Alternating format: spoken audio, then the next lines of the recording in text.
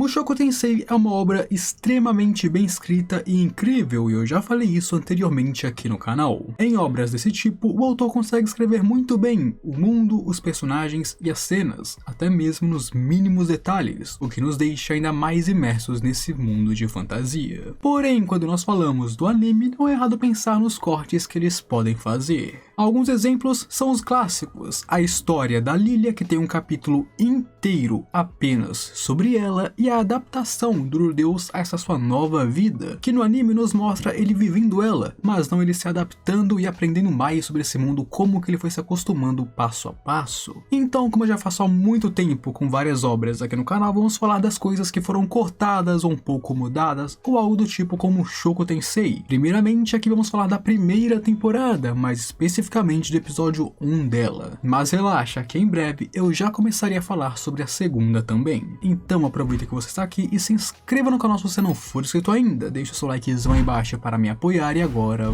vamos para o vídeo. Tudo começaria com a reencarnação de Rudeus após um acidente que mudaria toda a sua vida. A primeira reação dele foi pensar sobre os estragos que este acidente causaria, o que é claro é muito normal, eu penso que várias pessoas pensariam o mesmo após sofrerem um acidente assim de cara. Porém, depois disso, as únicas coisas em que ele poderia pensar são nas consequências horríveis que este acidente poderia trazer para ele. Afinal, ele não apenas acabara de ser deserdado e jogado fora pela sua família, não tendo mais uma casa para onde voltar, como ele também tinha certeza que esse acidente iria mutilar ele de alguma forma, seja cortando um braço, uma perna ou algo do tipo. Ele tinha certeza que se tornaria incapaz após este acidente. E claro, foram apenas algumas semanas depois que ele se daria conta de que sim, ele reencarnou. Afinal, por muito tempo, ele achou que estava sonhando ou em coma. Quando finalmente passaram algumas semanas, ele se acostumou um pouco com esse mundo, ele percebeu que este não era o Japão e nem nenhuma outra nação que ele conhecia. Afinal, tudo aqui era muito subdesenvolvido. Nada aqui atendia aos padrões de um humano do mundo moderno. A primeira coisa que Rudeus pensou foi que seus pais poderiam ser pobres, ou eles moravam em um lugar subdesenvolvido, onde ainda não havia a presença do modernismo, o que de fato existem sim lugares na Terra assim. Porém, o fato deles terem uma empregada que mora com eles, trabalhando o dia inteiro para os mesmos, não fazia muito sentido para essa narrativa, e assim o Rudeus primeiramente pensou que talvez a Lilia fosse uma parente que morava com eles e limpava a casa para, é claro, pagar por sua estadia ou algo do tipo. Agora ele estava focado em pensar que sim, isso aqui era a Terra em algum lugar bem ruim, bem distante, bem baixamente desenvolvido, e que era apenas um lugar meio pobre que ele renasceu. O pensamento do Rudeus é que seria difícil ter uma boa vida a partir de agora, afinal, água, no caso encanamento, eletricidade, luz, essas coisas, ele não possuía aqui, pensando que talvez ele não fosse ver uma vida tão boa quanto ele pensava que poderia. E ele continuou assim por um bom tempo, até finalmente perceber que, pô, a sua vida era mais rica do que ele pensava. Eles não eram pobres de maneira alguma. Eles tinham uma enorme casa, com uma empregada que ele finalmente percebeu que não tinha nenhum parentesco com ele. Então, vendo que sim, ele é de uma família rica, e sim, eles têm uma empregada e um casarão, ele pensa que, bom, talvez nós não sejamos pobres, e sim apenas moremos no interior do interior do interior do interior, em um lugar onde nem a eletricidade passava direito. Então sim, ele se convenceu ainda de que este não é outro mundo, e sim a Terra em um lugar bem subdesenvolvido. E claro, como alguém do Japão moderno, isso foi bem difícil para ele, afinal, como ele, um Nietzsche, poderia viver uma vida sem um computadorzinho, sem uma eletricidadezinha, sem um vasinho sanitário daquele jeito que nós bem conhecemos, entendem? Para o Rudeus, isso aqui estava sendo um pesadelo, sua vida estava condenada,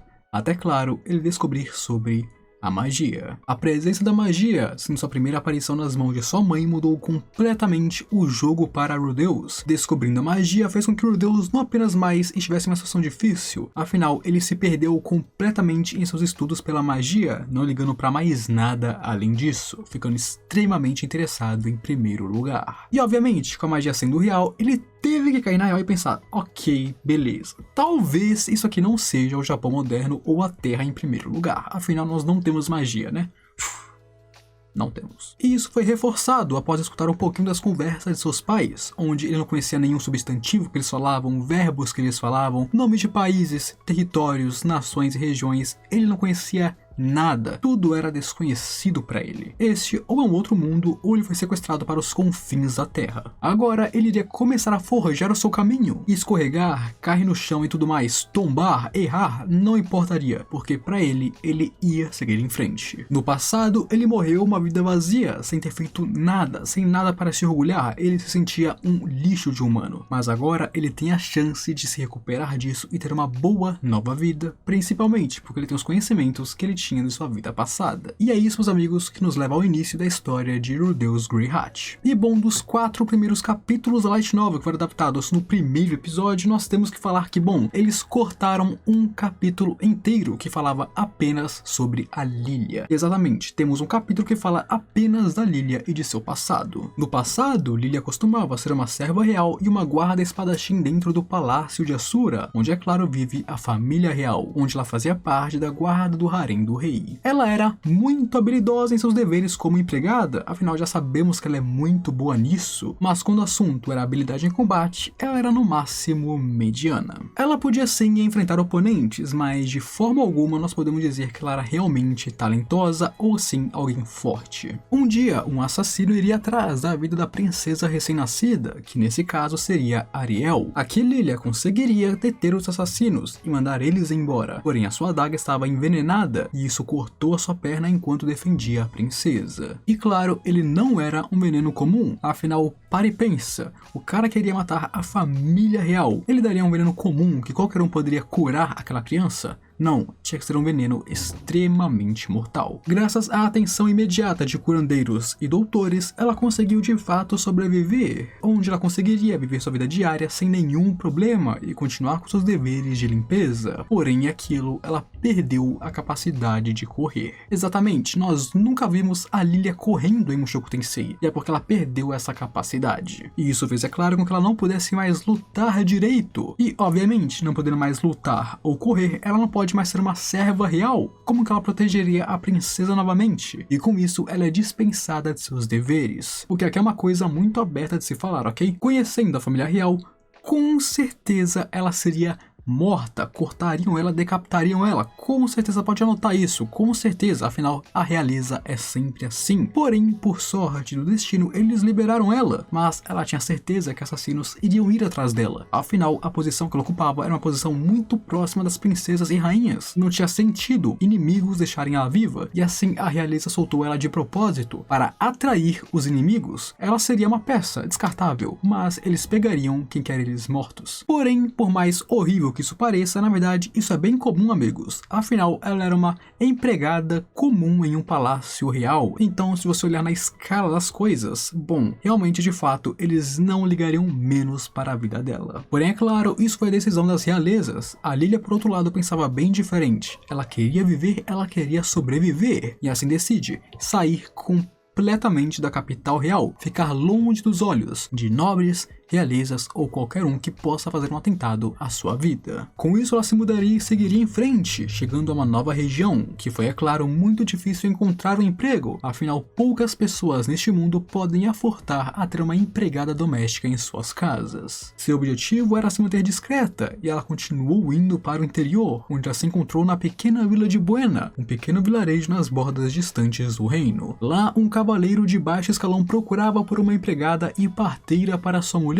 O lugar era um pouco longe demais para ela, mas o nome do cavaleiro era um que ela já conhecia anteriormente, e por isso ela percebeu que de um jeito ou de outro ela poderia conseguir esse emprego. E isso acontece porque é simples. Ela e Paul eram alunos do mesmo mestre, exatamente. Eles teriam treinado no mesmo dojo, na mesma arte da espada, pela mesma pessoa. Paul teria aparecido no dojo depois de ser deserdado pela sua família. Como nós já sabemos, ele era como se fosse um fracasso para os Greyhat, porém, é claro, ele ainda era um prodígio. Nesse dojo, ele se mostrou ser muito talentoso, um prodígio na esgrima, porém, um certo dia ele apenas largou mão disso e decidiu que queria se tornar um aventureiro, saindo de lá imediatamente. novamente. E claro, no mini tempo, como se fosse um furacão entre ele aparecer no dojo e sair de lá, temos muito tempo de, bom, ele ter conturbado a vida de muita gente, principalmente a da Lilia, ficando com ela como nós já sabemos e nos foi revelado que sim, a primeira vez onde eles ficaram juntos de noite foi, bom, durante essa época. E claro, como ela já conhecia Paul, foi muito difícil pensar que aquele cara se casaria, teria um filho e se assentaria em algum lugar. Porém, mesmo assim, ela decidiu ir lá, porque se fosse ele,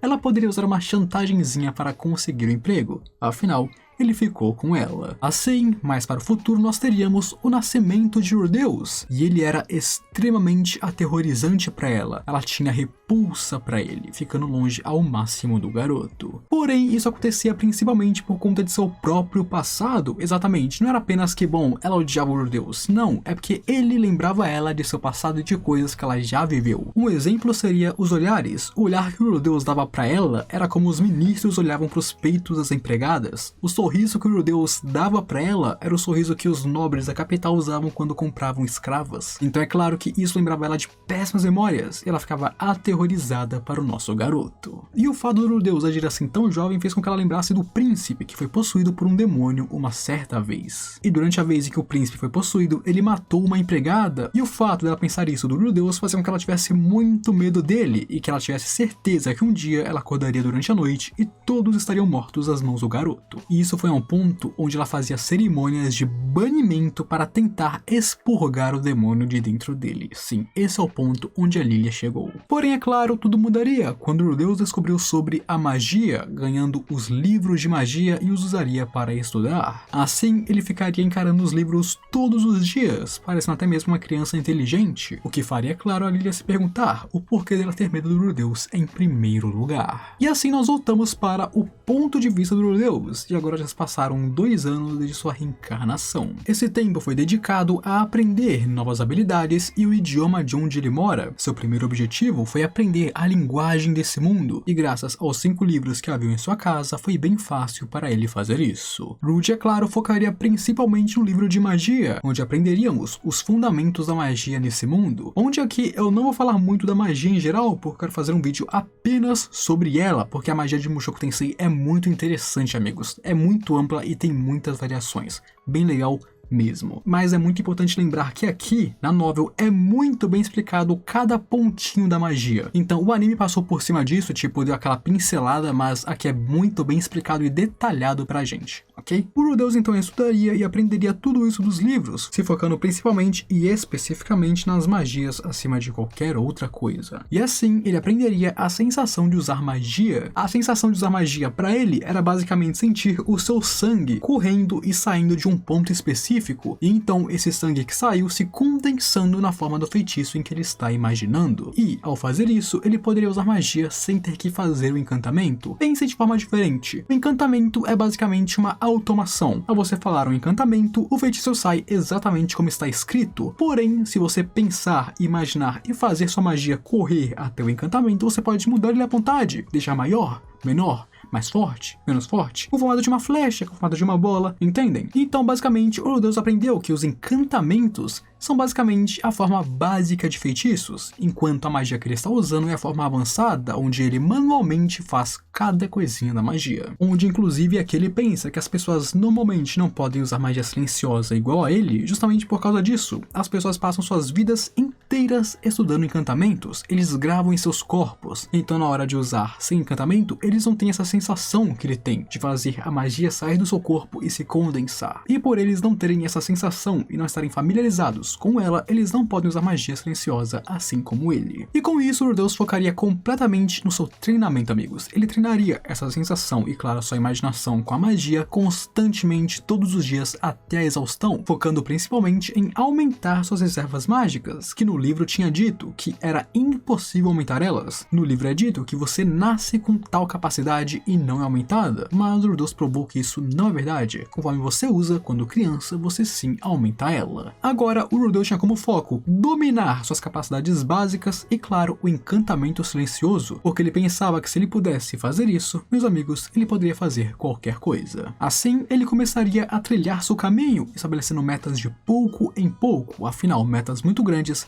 sempre levam a desapontamento. E obviamente, não esqueçamos, tudo isso enquanto ele fazia escondido, porque ele não sabia como que esse mundo funcionava e nem como eles tratavam a magia. Ele tinha medo de que talvez isso não fosse tão bem aceito assim. Se houvesse uma caçada às bruxas, que nem aconteceu na Terra, ele estaria ferradinho, amigos. Então ele escondeu isso tudo em segredo por muito tempo, até claro a verdade ser revelada para todos, apenas para ficar do lado seguro. Porém, é claro, quando descobriram sobre isso, foi daquele jeitão, certo, amigos? Literalmente com uma parte de sua casa sendo explodida nas mãos do Lourdeus usando magia intermediária. O Lourdeus aqui pensaria muito, e isso é muito importante para o desenvolvimento dele, amigos. Aqui, de primeira instância, ele pensou em mentir e fugir dali, mas ele pensou que quando as pessoas têm uma ideia de você quando você está mentindo, isso é muito ruim para a sua imagem. Na sua vida passada, ele sempre mentia e só quebrou a confiança de seus pais. Aqui, ele não quer isso. Ele não quer trair sua confiança. Então, ele assume a responsabilidade e assume honestamente o que ele fez. Tudo isso para não ser igual ao seu passado,